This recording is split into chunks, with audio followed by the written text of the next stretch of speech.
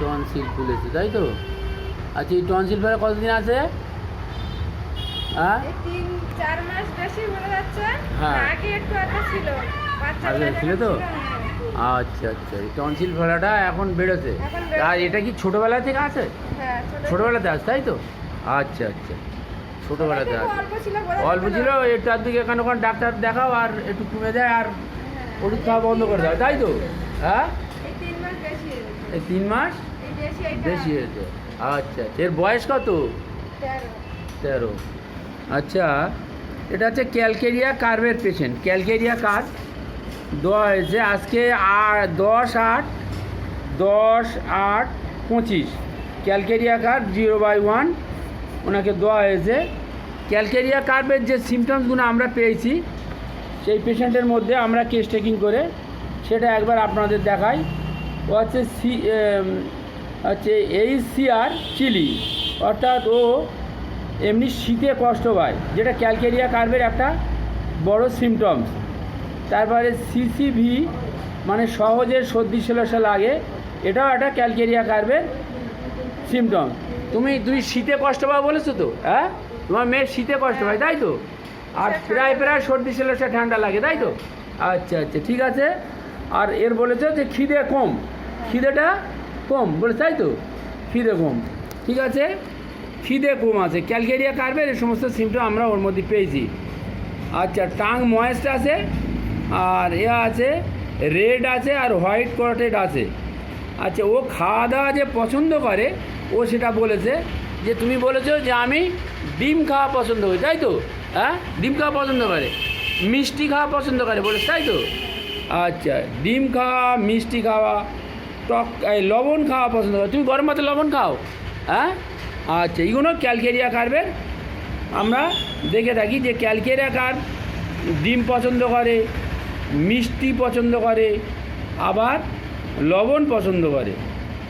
আচ্ছা, calcarea curve অ্যাভারশানে কী আছে? Milk আছে আর মিট। ও দুধ খাওয়া অপছন্দ এবং মিষ্টি দুধ এবং মাংস খাওয়া অপছন্দ। এবং তাছাড়া ক্যালকেরিয়া কার্ভের আর যে সমস্ত আমরা দেখতেছি স্টুলটা এক টাইমে হয়, সফট হয় এবং একটা ওপেনসিভ আছে। আচ্ছা, ইউরিন ওপেনসিভ আছে, নট কন্ট্রোল, ধরে রাখতে পারে না। ক্যালকেরিয়া কার্ভের আর একটা বড় সিমটম হচ্ছে ঘাম হয়, প্রচুর ঘাম হয়, ঘাম মাথায় হয় এবং বালিশ ভিজে যায়, হাতের তলা পাততলা ঘামে এবং ঘামে গন্ধ আছে তাই তো? তোমার হাতের তলা পাততলা ঘামে তো? তোমার মেয়ের হাতের তলা পাততলা ঘামে তো? হ্যাঁ, আচ্ছা আচ্ছা, ঘামে এবং ঘামে বালিশ ভিজে যায় তাই তো? এই সমস্ত লক্ষণগুলো ক্যালকেরিয়া কার্ভের মধ্যে আমরা পেয়েছি। আচ্ছা আচ্ছা, এছাড়া আমরা আরও যেটা ওর মধ্যে আমরা পেয়েছি মাইন্ডটা আমরা আপনাদের দেখাই যে লেখা আছে ফেয়ারফুলনেস, একটা ভীতিপূর্ণ, ফেয়ারফুলনেস সবসময় একটা ভীতিপূর্ণ ভাব, হ্যাঁ, একটা ভয় ভাব, ফেয়ারফুলনেস ভীত, নম্র, এরকম টাইপের একটা ওর মানে মনটা। আচ্ছা, এছাড়া আমরা ওর মধ্যে একটা পেয়েছি ডিলেশন, যেন ওর পিছনে কে যেন সন্ধ্যার পরে একটা আসে, ও ছায়ার মতো দেখে, ও পিছনে মাঝে মাঝে ঘাড় ঘুরিয়ে দেখে। এটা আমরা থুজার মধ্যে পাই। আর তাছাড়া ওর ডান কাঁধের উপরে কতগুলো ওয়ার্ডস আছে, দেখি ওয়ার্ডসগুলো দেখি, বার করো একটুখানি বার করো, দেখো খুলে দেখো, খোলো একটু খোলো।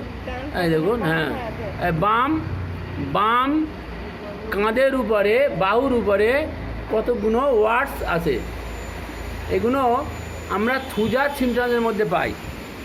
তাহলে আমরা ক্যালকেরিয়া কার্ভ এখন দিচ্ছি, ও কিছুদিন খাবে, খাবার পরে যদি লাগে কিছুদিন আমরা আবার ওকে থুজা দেবো। তাহলে থুজার বেশ কিছু সিমটমস ওর মধ্যে আমরা পাচ্ছি। হ্যাঁ, তাহলে লেফট শোল্ডারের উপরে আমরা পাচ্ছি, বাঁ দিকে থুজা, লেফট শোল্ডারের উপরে যে ওয়ার্ডস আছে এবং ওর ডিলেশনটা আছে, এগুলো থুজার মধ্যে থাকে। আমরা ক্যালকেরিয়া কার্ভ কিছুদিন খাওয়াবার পরে আমাদের যদি লাগে তাহলে আমরা থুজা আবার কিছুদিন ওকে খাওয়াবো। আশা করি আপনারা বুঝতে পেরেছেন যে ক্যালকেরিয়া কার্ভের এই যে টনসিল গ্ল্যান্ড, যে রুগীটা আমরা মেডিসিন সিলেকশান করেছি যার ভিত্তিতে, সেটা আর একবার বলি। ও সহজে সর্দি সেলাসা লাগে, ও চিলি পেশেন্ট, মানে ও এমনি শীত সহ্য করতে পারে না, শীত শীত করে, এবং ও সহজে সর্দি সেলাসা লাগে, খিদে কম আসে, জল পিপাসা বেশি আছে। আচ্ছা, এছাড়া ও খাওয়া দাওয়া যেটা আছে ক্যালকেরিয়া কার্ভের, ডিম খেতে পছন্দ করে, মিষ্টি খেতে পছন্দ করে, লবণ খেতে পছন্দ করে।